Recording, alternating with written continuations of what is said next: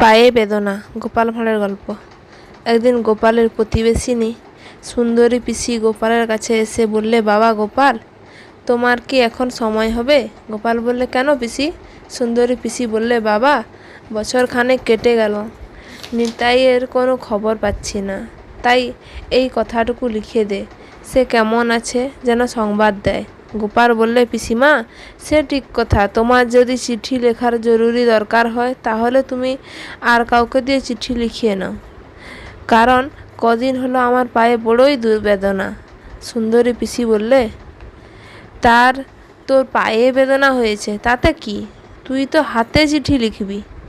তখন গোপাল বললে, কি জানো পিসিমা, আমার চিঠি লেখাও পায়েই। কেন জানো?